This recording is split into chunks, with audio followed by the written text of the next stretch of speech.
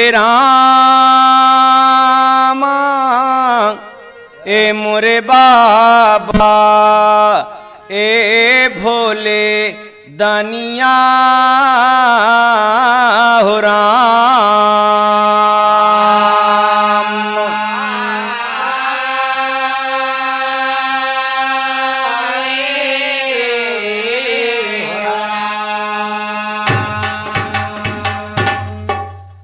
तो लगा लक्ष्मण के शक्तिमान, गिर गए धरनी पर उतान, भगवान रोयो कर बिलाप।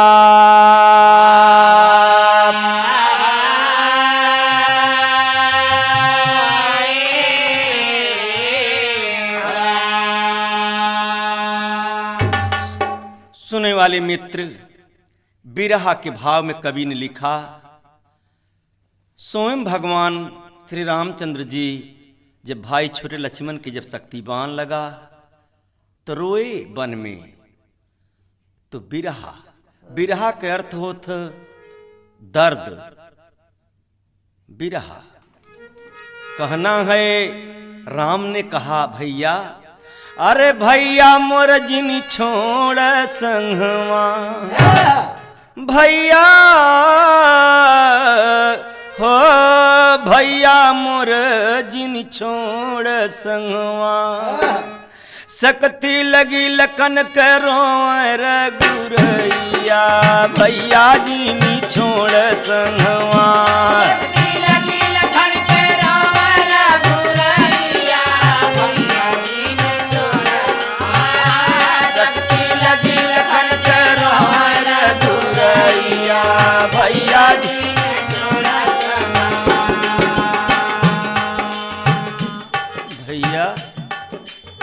लोग का कहेंगे भैया,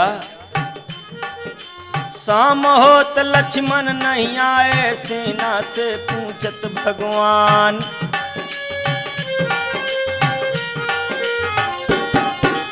बड़ा दुखित होए कहा वीर सब, मेघनाद ने मारा बाण, लाई के गोद में लक्ष्मण जी के तब से आए बलिय हनुमान। देखे दशा वीर लक्ष्मण की, व्याकुल भइले कृपा निधान।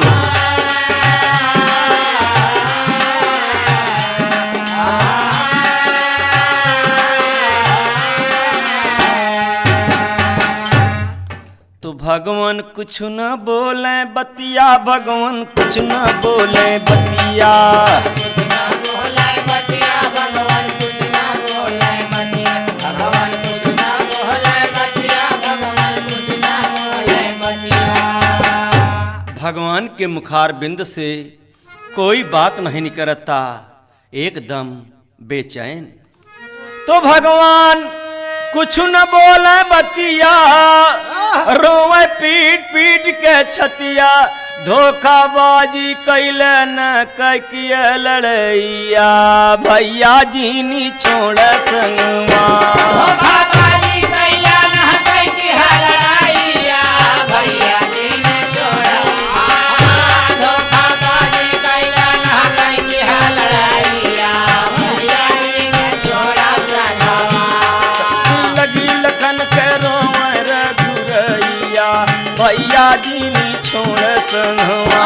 शक्ति लगी लखन के रोवे रघुरैया, भैया जीनी छोड़, शक्ति लगी लखन के रोवे रघुरैया, भैया जीनी छोड़ संगवा। राम ने निराश होकर सारी सेना, बांदरी सेना सब जुटी व सबको सर नीचा बा। तो जाम मंत्री उस समय मंत्री जी राम से का कहत हैं, तो जाम मंत्र जी कहने लागे, मेरी बात सुनो रघुबर।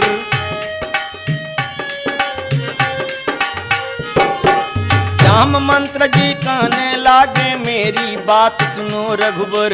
लंका में है भई सुखायन, जल्द बुलाओ यही अवसर। राम जी बोले बजरंगी से, जल्दी जाओ तुम बोलकर। हुकुम पाई के बजरंगी ने, जल्दी हले सुन ले वसा।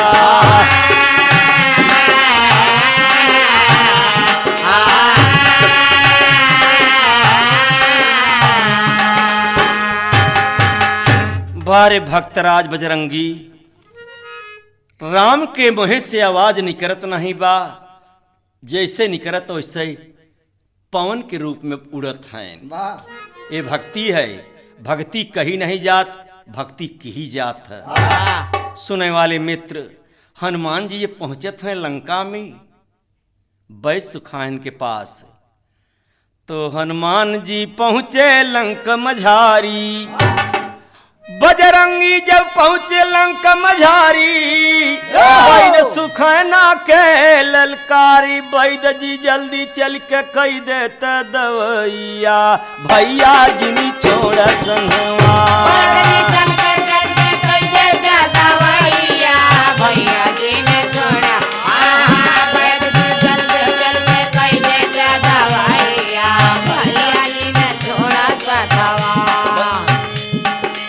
हे भैया देर न कर, राम के भैया एकदम बेहोश पड़ा हैं।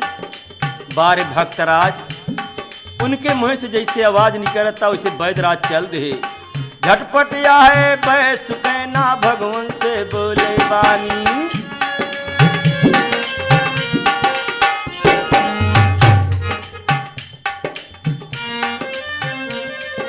सुने वाले मित्र, भगवान के सामने आए के बैस सुखायन एक मधुर बोल बोलत है का, झटपट आए बैद सुखैना,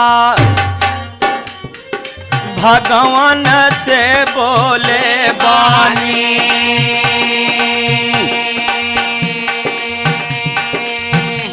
हे राम, धौला गिर पर मूल सजेवान, जल्दी से केव दे आनी। राम जी बोले बजरंगी से, जल्दी जाओ बलसानी, चलिए बेग में बजरंगी, लंका में पहुँचे बलखानी।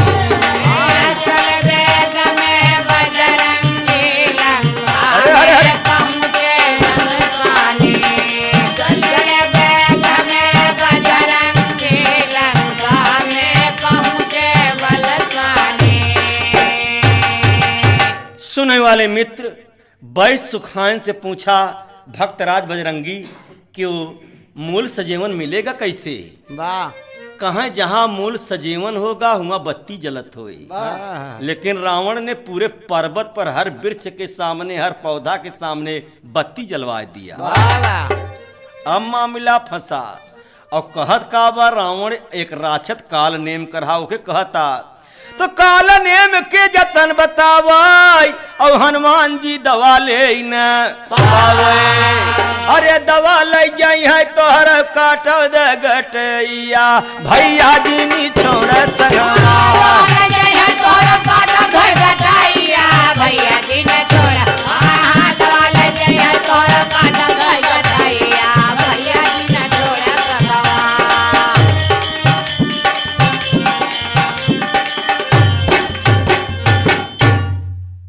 सुनने वाले मित्र, जब बजरंग बहादुर पहुंचे दवा लेने के लिए, तो रावण ने राक्षस ने कहा काल नेम राक्षस से कि बजरंगी दवा न ले जाए।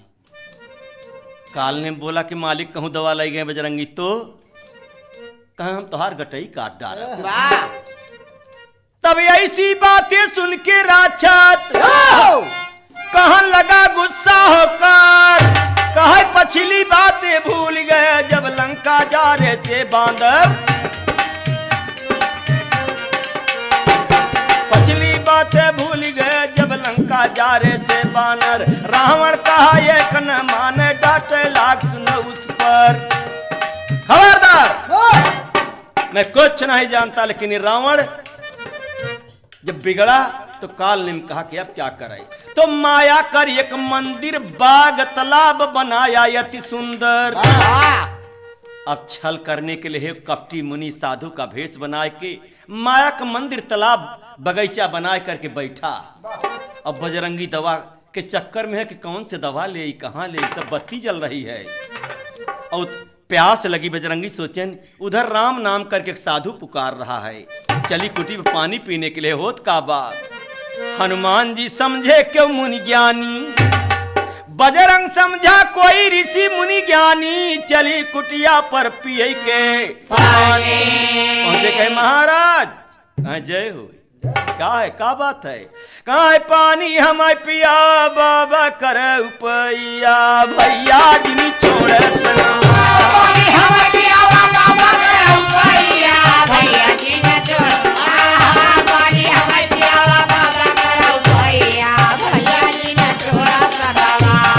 लगी लखन करो रघुरैया, भैया जिनी छोड़ संगवा।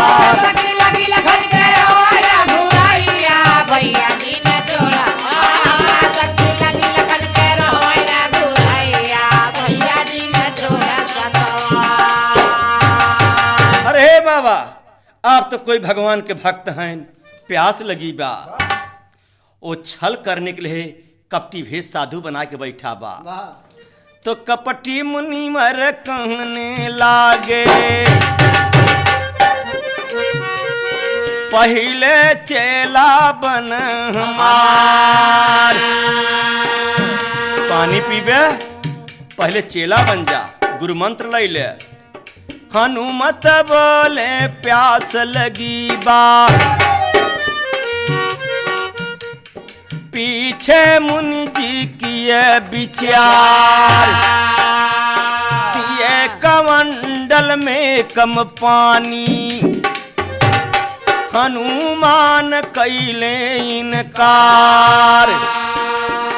इतने जल से प्यास बुझे न, तनी बाबा सुन ले बात हमार। हे महाराज शरीर देख के पानी दे, एक कमंडल में पानी देते है, तनी पानी से प्यास न बुझे। ओह मुनि कपटी बोला वो सामने तालाब है, जाओ उसमें पानी पियो। तो जल में हली गईले हनुमान, जल में हली गईले हनुमान, जल में हली गईले हनुमान। सुनने वाले मित्र यहीं पर एक चीज बड़ी गहराई में बा कि किसी ऋषि का श्राप था कि हनुमान जी के मछली जब पांव से दबे तो आकाशवाणी हुई, और तो उस मछली को स्वर्ग भी हुई। तो जल में हल गईले हनुमान, अरे मकरी दबिगा निकर गजान, आकाशवाणी हो के आवाज आवता ये बलवान। मुनि नहीं ये राक्षत करे बुरैया, तू भैया दिन छोड़ संगवार।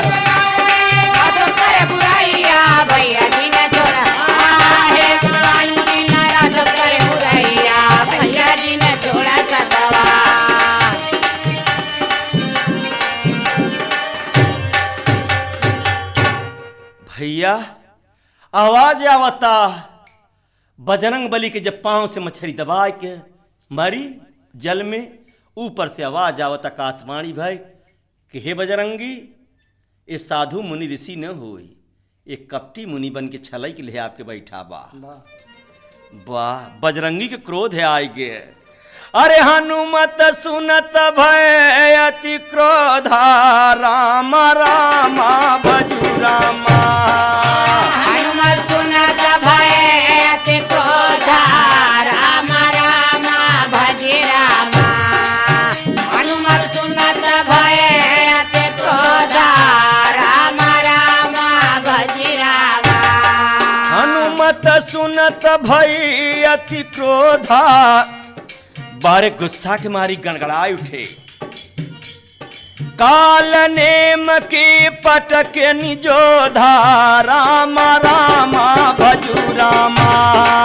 काल नेम के पटक निजोधा, राम राम भज रामा। काल नेम के पटक निजोधा, राम राम भज रामा। सुने वाले मित्र बजरंगी मारे गुस्सा के मारी काल नेम राक्षस के लिए उठा के पटक दिया, छाती पर चढ़ गटई पर धके दबा दिया कि खत्म बाजार। अब होत का दवाई के चक्कर पर है बजरंगी, खोजत दवा नहीं रहल चिन्हारी राम राम भजू रामा खोजत दवा न रहल चिन्हारी राम राम भज रामा खोजत दवा न रहल चिन्हारी राम राम भज रामा महावीर लिय शिखर उपरी राम राम भजू रामा महावीर लिय शिखर उपरी राम राम भज रामा महावीर लिय शिखर उपरी राम राम भज रामा चलिए बेग में हनुमत वीरा राम राम भजू रामा चल बेग में हनुमत वीरा राम राम भज रामा चल बेग में हनुमत वीरा राम राम भज रामा चल बेग में हनुमत वीरा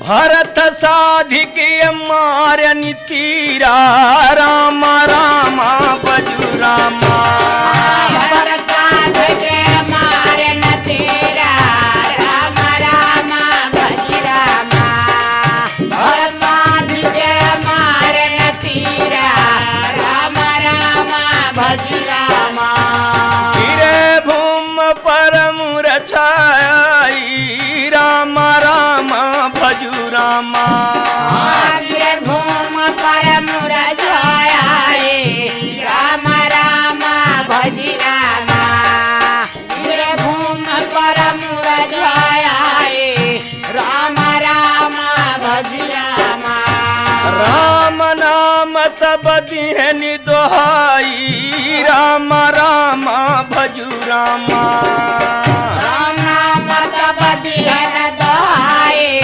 राम राम भज रामा राम नाम तब दिहन दोहाए राम राम भज रामा सुनने वाले मित्र, जब बजरंगी लेके चले दवा का पहचान नहीं बा। बारे भक्तराज आज संसार में देखे होबे कि भगवान का त्रेता में अवतार लेके राम आए, उनके भक्त मिले। बजरंगी का काम था कि राम के मुँह से कोई आवाज न आवे, जरा से इशारा पाओ, लेकिन सत्य वचन महाराज अभी करेंगे महाराज, बहुत जल्दी कर देंगे महाराज। कभों नहकारे की कोशिश नहीं किए कि हे दातार एक कृपा निधान काम हमसे न हो। आज तलक ऐसा कहीं रामायण वगैरह में नहीं मिलत, कोई काम हो हाँ महाराज हो जाए। तो आज खोजे पर मिलत का बा कि सारे संसार में राम का मंदिर कम होए, लेकिन बजरंगी के मंदिर ज्यादा बा। राम तुलसीदास लिखे कि मोरे मने अधिक विश्वासा, और राम से बढ़ कर राम कर दासा। ठीक है, हम समझ गए। देखिए हनुमान जी के जितना पूजा हो उतना राम का नहीं, किस लिए कि कभो मतलब, लेकिन अंत तांत मंत कुछ बतलाए नहीं, जवाब नहीं किया। और एक अवतार आए कृष्ण जी के, अर्जुन भक्त मिले, उनसे कौनो काम कहें कहें, लेकिन फिर कैसे होगा, परंतु कैसे होगा, एक कैसे होगा। आज देखे के मिलता कि कन्हैया जी के मंदिर तो हर शहर में मिले, लेकिन अर्जुन जी के मंदिर एक ही नहीं बा। सुने वाले मित्र आप तो महान हैं, जानकार हैं, अंदाज लगाइए।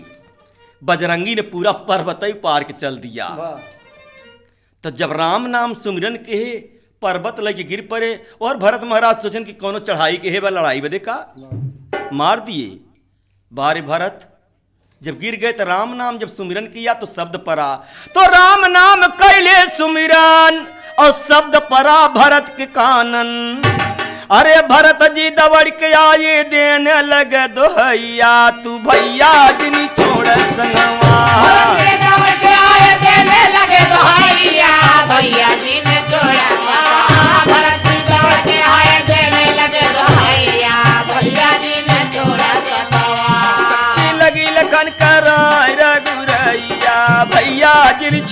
संगवा।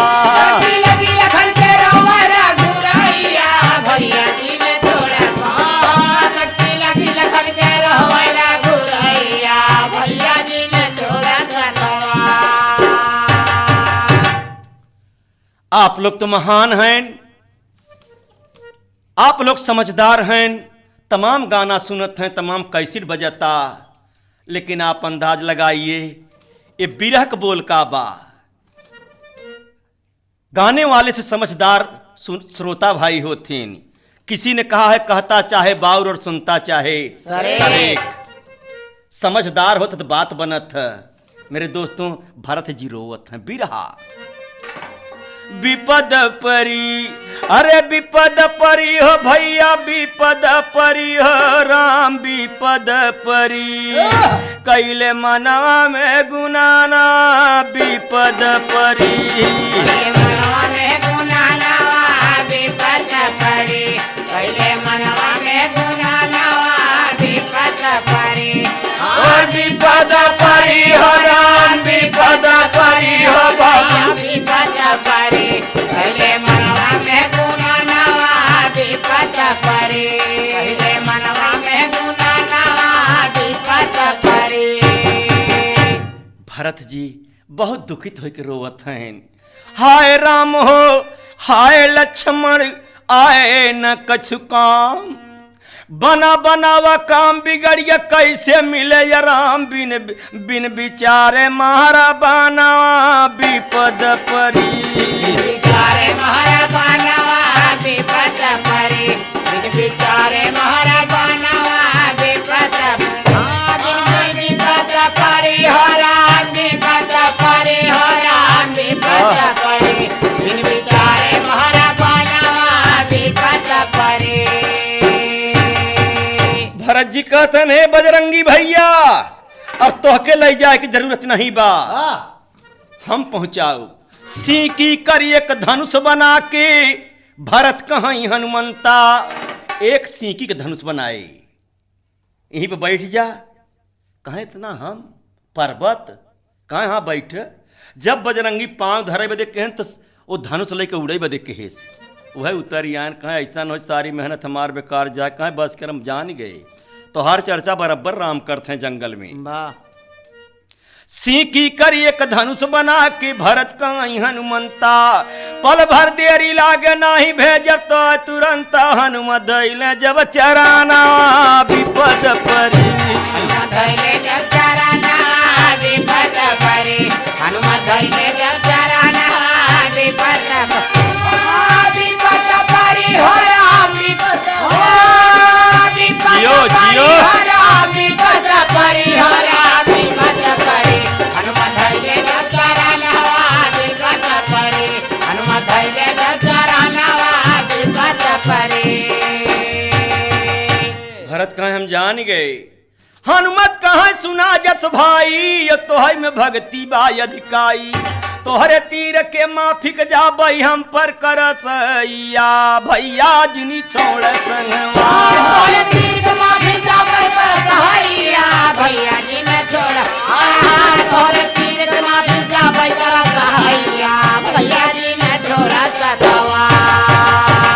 ए पचे हर रोवत हैं भरत हो हनुमान, और हर राम लक्ष्मण जी के लेकर रोत हैं, सारी सेना बैठी बा।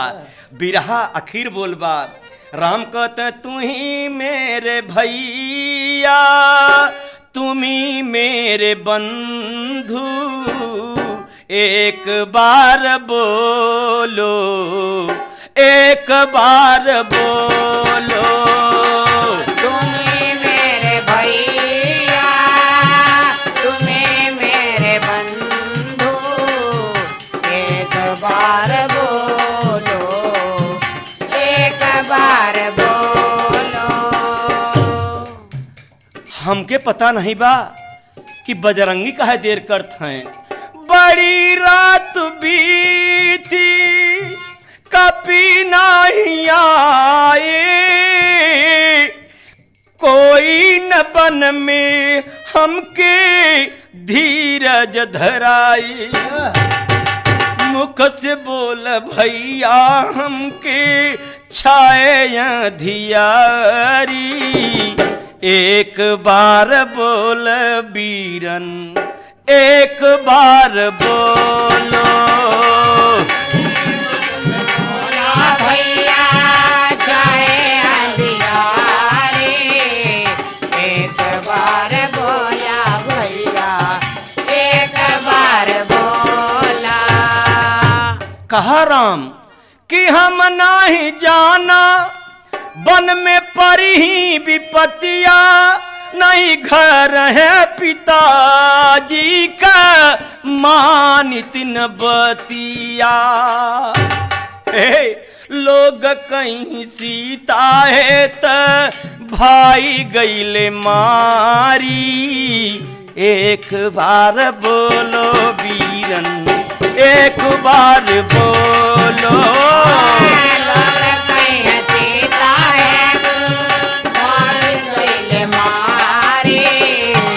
एक बार बोलो भैया, एक बार बोलो। सुने वाले मित्र, आप लोग जानकार हैं, भाई का नाता सबसे जबर होता। कहा राम ने कि कुल परिवार तो जन्म तो फेरी फेर, लेकिन भाई साथ नहीं जन्म तो फेरी फेर। न बोल बीरन आजू मरब मारी के कटारी, एक बार बोलो, एक बार बोलो। मार के कटारे, एक बार बोलो भैया, एक बार बोलो। मार के कटारे, एक बार बोलो भैया, एक बार बोलो। राम ने आखिरी बात, राम ने आखिरी बात एक ही बड़ी ऊंची बतावत है कि भैया कि निज जननी के तू ये कैलनवा, कैसे अवध हम जाब बिरनवा। कौन उत्तर दे बई घर में पूछी है महतारी, एक बार बोल मुन्ना, एक बार बोलो। कौन उत्तर दे बई घर में पूछे महतारी, एक बार बोला भैया, एक बार बोला। कौन उत्तर दे बई घर में पूछे महतारी, एक बार बोला मुन्ना, एक बार बोला। से पहुंच गए कपिराई और हनुमान जी पीस के दिहले दवा पियाई। अरे होश में लक्ष्मण आए सब देने लगे दोहैया, भैया जी नी छोड़ संगवा। होश में लक्ष्मण देने लगे दोहैया, भैया जी ने छोड़ा सतवा। होश में लक्ष्मण आए देने लगे दोहैया, भैया जी ने छोड़ा सतवा। भगवान रवैया कर दिला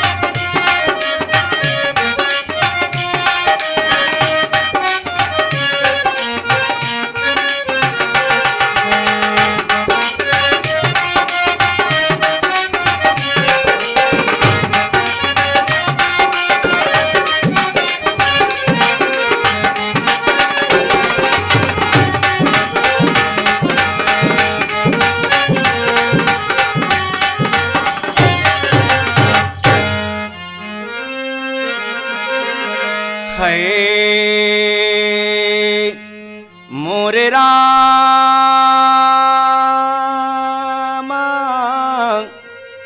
ए मोरे रामा ए भोले जोगिया हो रामा।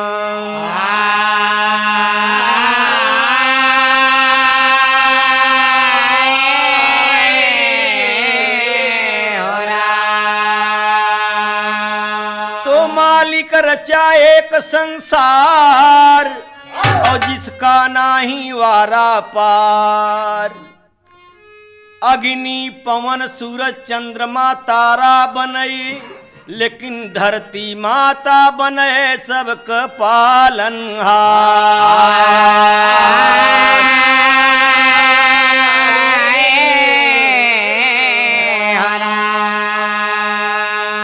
ए भैया सारा संसार को रचा दातार ने, लेकिन ये मिट्टी बनाया सबका पालनहार है, माँ है।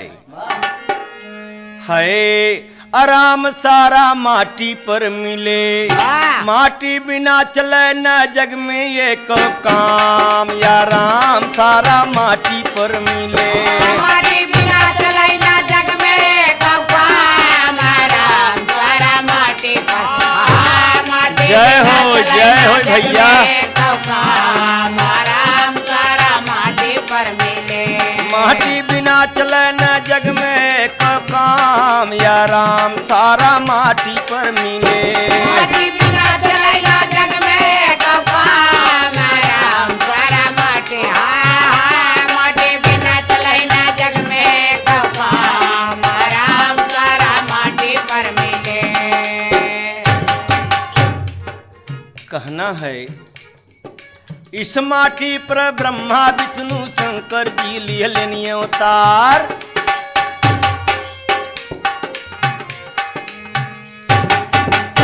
माटी कहे कुम्हार से तू का रौन मोह, एक दिन ऐसन आएगा मैं रौंदूगा तो। हाय इस माटी पर ब्रह्मा विष्णु शंकर जी लिए लेनी अवतार। इस माटी पर राम कृष्ण और संत महाजन कई गए प्यार। इस माटी पर देवी देवता ऋषि मुनि सब कई हजार। इस माटी पर बस गए समुंदर, झरना नदिया लेत बबार।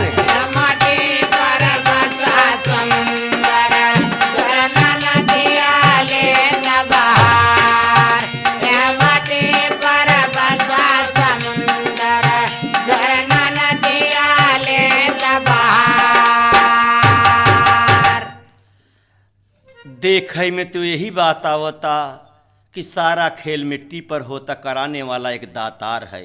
अपने अपने जगह तो काम सब कर रहे हैं, लेकिन मिट्टी के धरती माँ का पदवी भी लोगों ने दिया, देवता ऋषि मुनि सब ने। इस माटी में जलचर थलचर नभचर तक दर्शाए। इस माटी में जलचर थलचर नभचर तक दर्शाए। इस माटी में इंडज पिंडज उखम सभी दिखाए। आराम सारा माटी पर मिले, अरे हमार माटी रोक सूरज का घाम, या राम सारा माटी पर मिले। हमार माटी रोक सूरज का घाम, राम सारा माटी। हमार माटी रोक सूरज का घाम, राम सारा माटी पर मिले। बाजूगा ए बाबुआ एक ठीक तर्ज बा यहीं में। तर्ज का नमूना बा, मथुरा नगरिया में फरली बैरिया हो, राधा तोर डारिया वो नाय जी। मथुरा नगरिया में फरली बैरिया हो, राधा तोर डारिया नाय जी।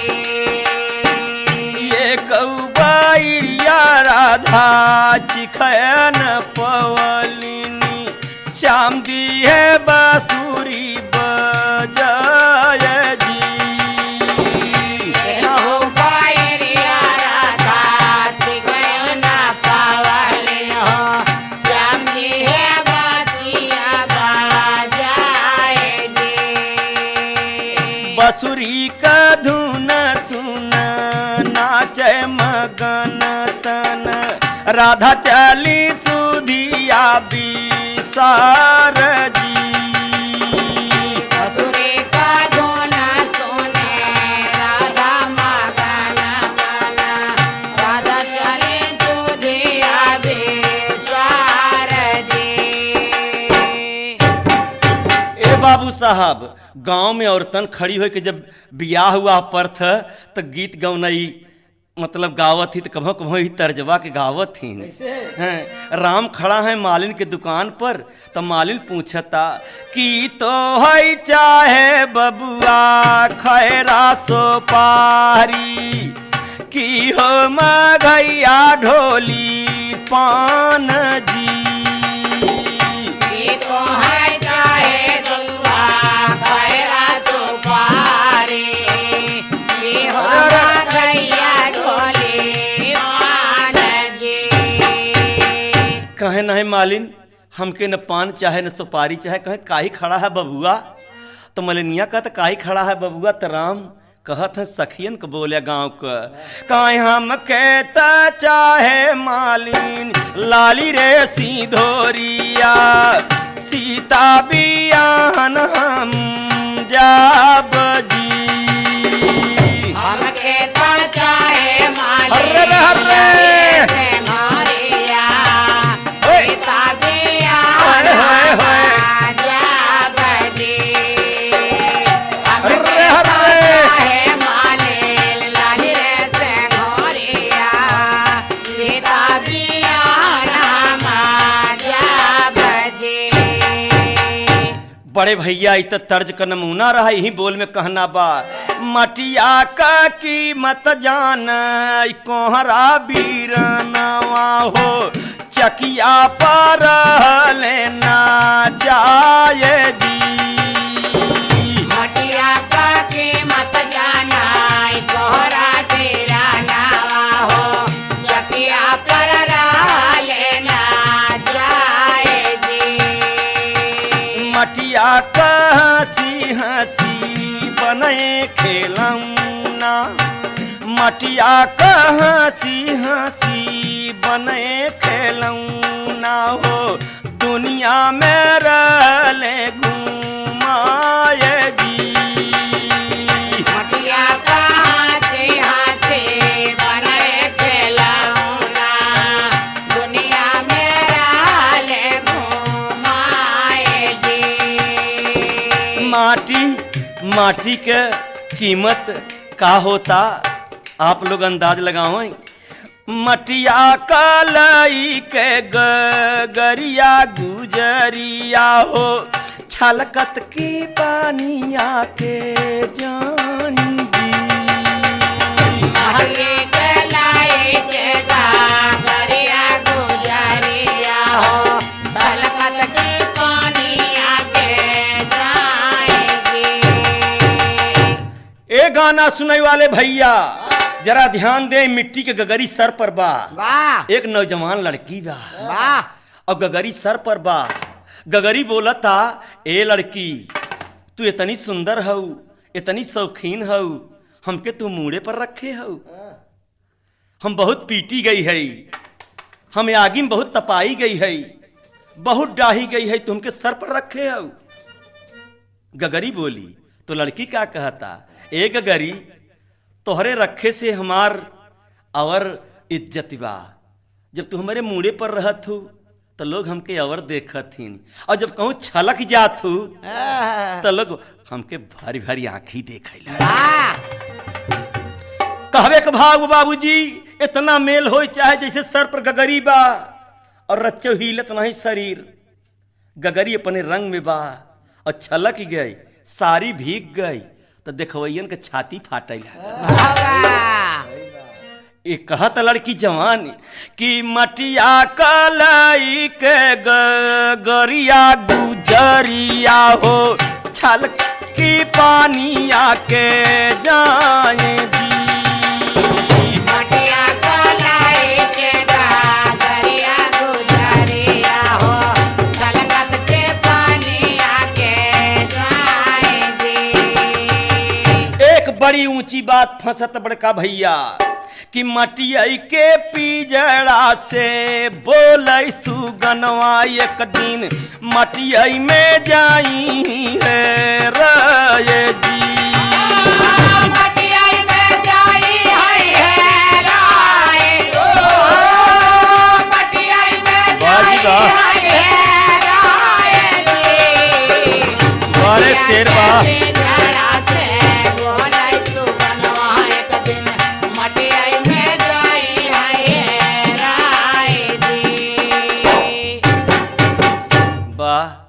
कहने का भाव बा इस माटी पर बाग बगीचा रंग रंग फुलवारी ए माटी जीवों का चारा सबके यह प्यारी आराम सारा माटी पर मिले हमार माटी बाटे दुनिया में बदनाम आराम सारा माटी पर मिले हमार माटी बाटे दुनिया में बदनाम आराम सारा माटी हमार माटी बाटे दुनिया में बदनाम आराम सारा माटी पर मिले।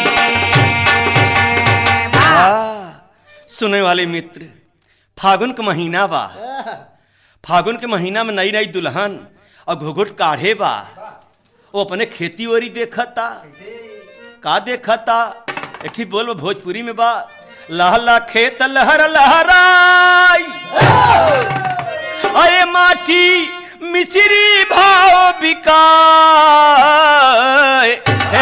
तो बसऊ बांसुरी बजावाई हरिया माऊ बौरी बौरिया में तो जियरा डोली डोली जाए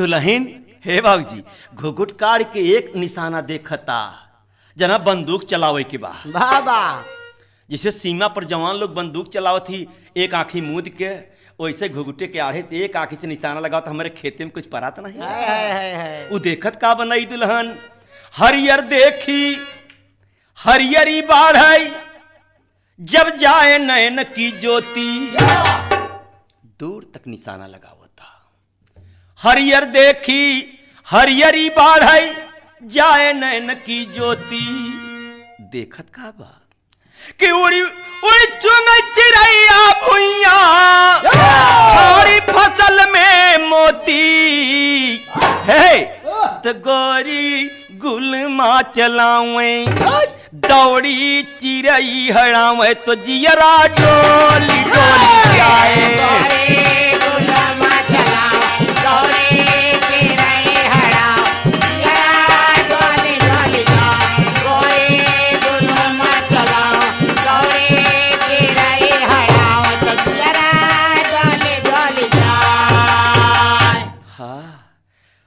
कहना बा फुलवन भरी जवानी भुइया ए माटी भैल दीवानी ए मिट्टी कब दीवानी होता कि जब ऊपर से बारिश होता तब हर गोदाम का माल सर जात कितनो इंतजाम दवाई दुआ कर भूसा में रख दे बोरा झुरे के कुल गेहूं अनाज धर लेकिन कार्तिक में खोलत भूसा के जगह गेहूं के जगह पिसान नहीं करता बारे दातार और धरती के गोदाम देखिए माँ का गोदाम देखिए जैसे माँ का दूध ना ही कभों खट्टा हो न मिठा हो न फटई वैसे ये धरती में का सामान कभों खट्टा मिठा नहीं होता जब पानी बरसा तो हर अनाज हर कुएर घास सब पौधा निकली आवत थी कहने का मतलब बा फूलवन भरी जवानी भुइया ए माटी भैल दीवानी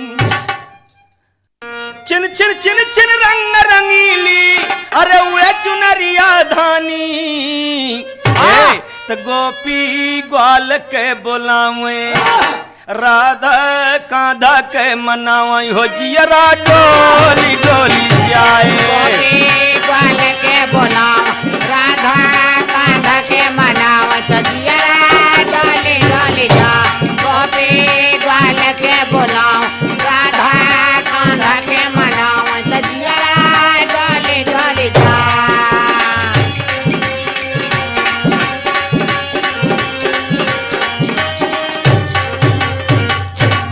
सुनने वाले मित्र एक बड़े मजे की बात फंसाते हैं जगह पर हर मतलब कौन हवा चलत है तो किसान खुश रहत लेकिन तखियावा कौन जब चलत तो किसान बुढ़वा कहत पानी न बरसे सूखा पड़े का वहाँ बुढ़िया बुढ़वा किसान के नींद नहीं लागत और जवान दुल्हन दुल्हा के नींद बहुत लागत है।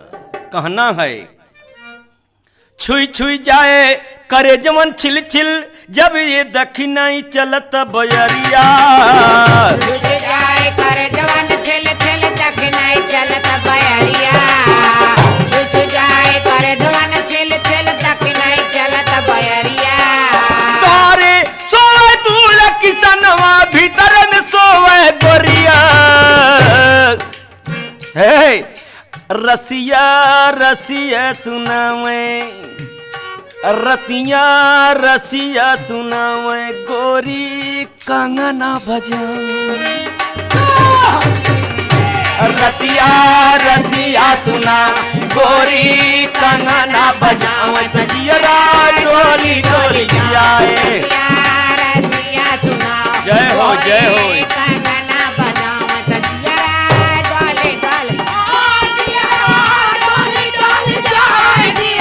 अरे शेरा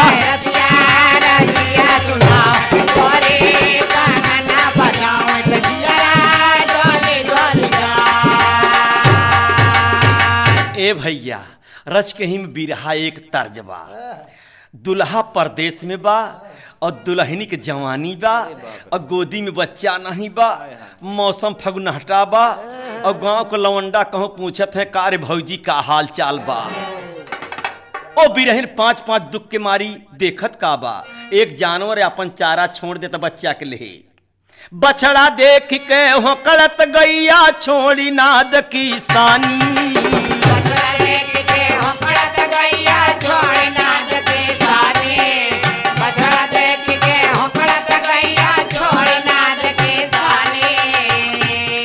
तो द्वारे खड़ी निहार रे बीरही रामा अखिया में भर के पानी तो गौरी रोज न मामा रोज सगुना उठाव कि जियरा डोली डोली जाए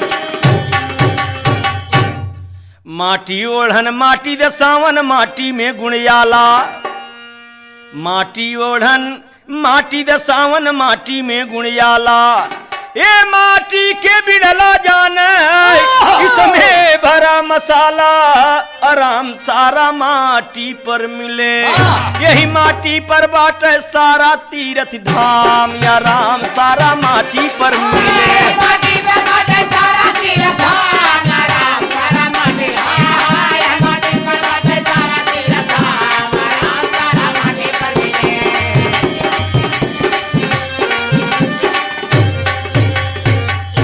सुनने वाले मित्र कभी घमंड मत करना चाहे शरीर के मिट्टी हो चाहे जमीन हो चाहे घर द्वार हो कवि ने कहा है गए हरिचंद्र दधीप दलीप गए पृथ्वी न को नहीं जाना और बाली गवा बलवान गवा जे करी का खरीद शीस समाना और छत्रपति धीर जोधन गए जिन पारस से महाभारत ठाना तुलसी यह जग आई कहे जो फरासो बरा जो जरा सो बूताना ए दुनिया वाला कभी घमंड मत करना, और जिसने जिसने घमंड किया है वो कोई बचा नहीं। दगा किसी का सगा नहीं, न मानो तो कर देखो, जिसने जिसने किया है यारो उसका उजरा तो दो लाइन आल्हा बबड़का भैया हरे। अरे मटिया से बड़ा बड़ा निकरत बासमनवा, माटी से आना जवा भवर तैया।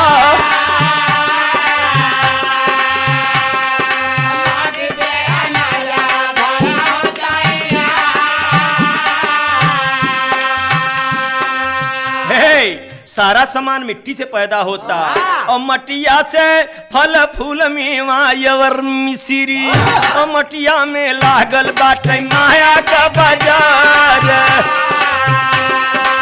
मटिया में लागल बाटे माया का बाजार। माटी के पलानावा पर झूले सब झूलनवा,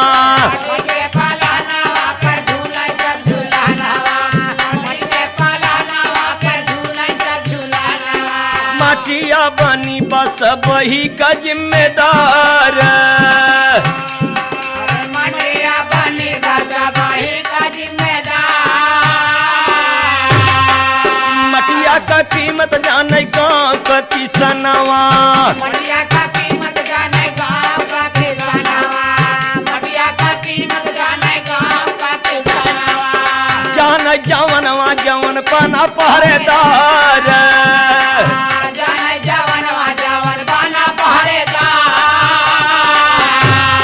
आगे का बयानवा सुना हो मोरे मितवा, आगे का बयानवा सुना हो मोरे मितवा, आगे का बयानवा सुना हो मोरे मितवा। मटिया का भौजी ने की है अभिमान, मटिया का भौजी ने की है अभिमान। हरे रामा की हरे रामा, हरे रामा हरे हरे, हरे रामा हरे रामा, राम राम हरे हरे, हरे राम हरे राम, राम राम हरे हरे। ए माटी का भजन सुनाई जो तन मन ध्यान लगावे, ए माटी से मिटाई गरीबी सब दिन सुखवा पावे, राम सारा माटी पर मिले। अरे माटी से बना बड़ा बड़ा मुकाम, यह राम सारा माटी पर मिले।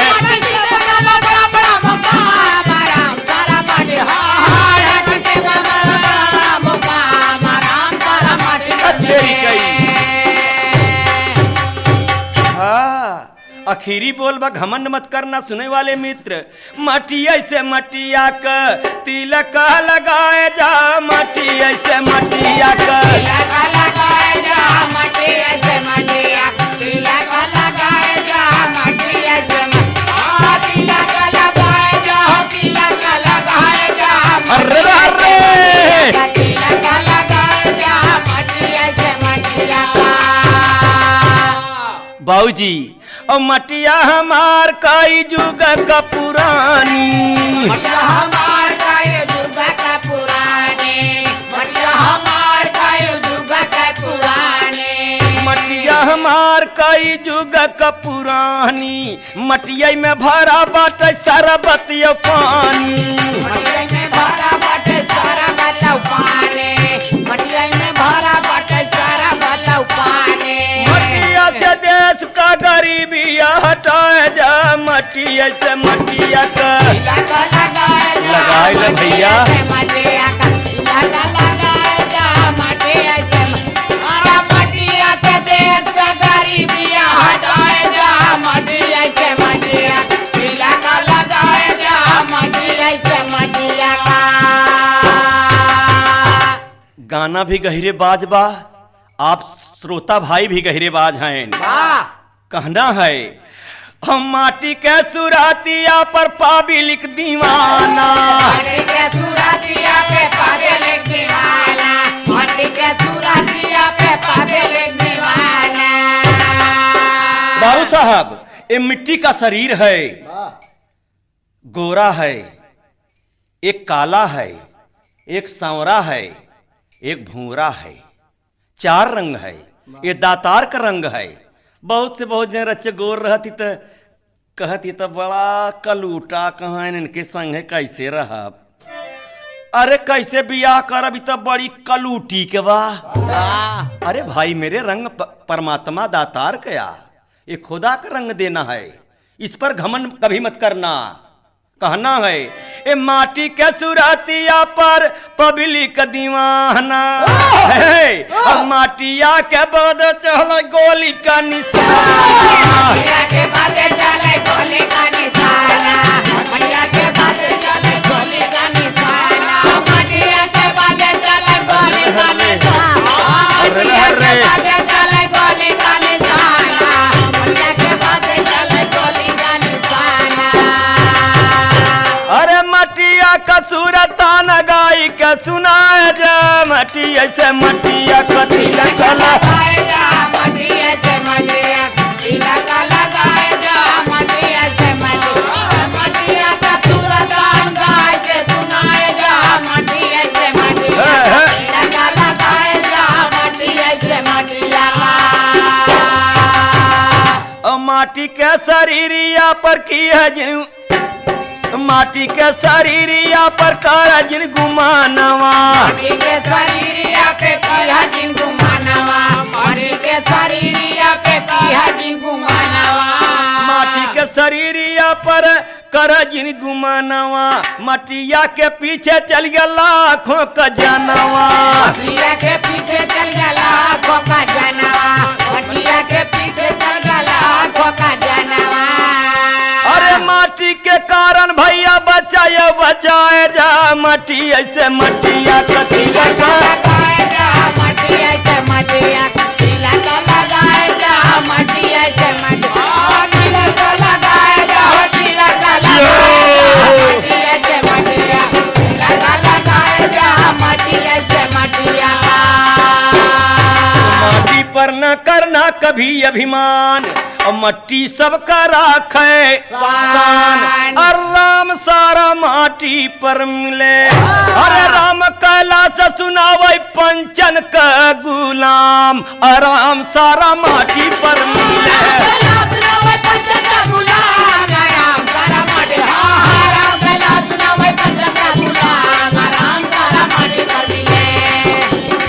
और मटिया बानी बात सबका जिम्मेदार,